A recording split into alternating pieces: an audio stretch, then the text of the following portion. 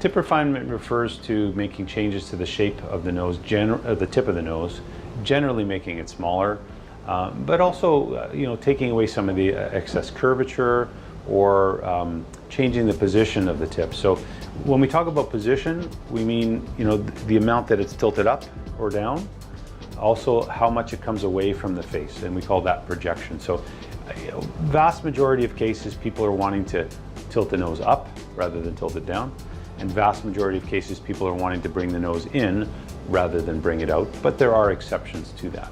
A conservative change to a bulbous tip can look very natural and very normal, and I think that the key to making tip refinement changes, particularly with someone with a bulbous tip, is that you really have to make small changes.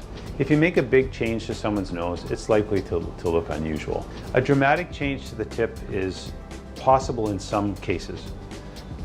One of the most important requirements is that the patient's skin will allow you to see that dramatic change. So if you make a very, very narrow tip out of the cartilages, but you have very, very thick skin, you're not going to see that change.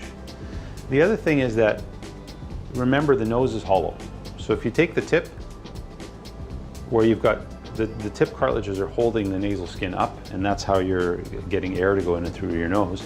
If you narrow those tips cartilages too much, you're not going to have anything there to support the skin, and you're going to lose your nasal airway. So you may see people who have very narrow noses. You may see them in magazines. You may see them walking down the street.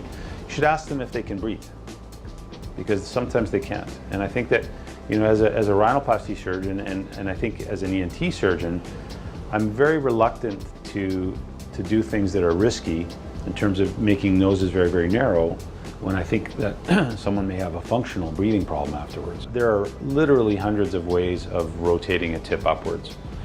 If you want to deproject the tip, again, literally hundreds of ways to do that. It really depends on the thickness of the patient's cartilages and the thickness of their skin.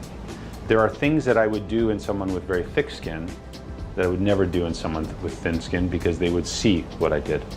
So it really, that is a very difficult question, because there are many, many ways, and I don't think there's one way that I would do in every case. So when changing the nasal tip, it often has an effect on the bridge. So it can be that some people are requesting changes only to the nasal tip, but they don't realize that when you make that change, you then have to accommodate things on the nasal bridge.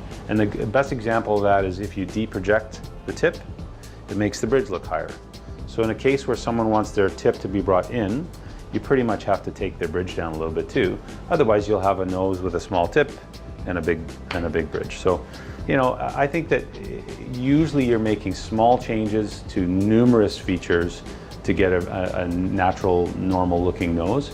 It's pretty rare to just, change one thing. My recommendation to anyone thinking about having tip refinement surgery is certainly see an experienced rhinoplasty surgeon, but really listen to them. There are limitations to what you can do with the tip. Some things rhinoplasty works great for. So tilting the tip up works extremely well for that. Bringing the tip inward is a maneuver that's very predictable. Making the nose as narrow as some people might envision is often not possible. And so if your surgeon is telling you that you've got thick skin or very, very thick cartilages, and the amount of changes you're going to see is pretty modest, you should take that to heart before deciding to actually have the surgery.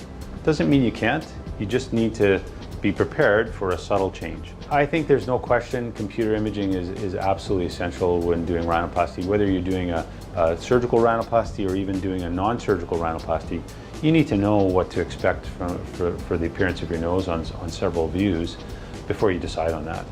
So I think a good computer imaging session done with an experienced rhinoplasty surgeon is absolutely critical.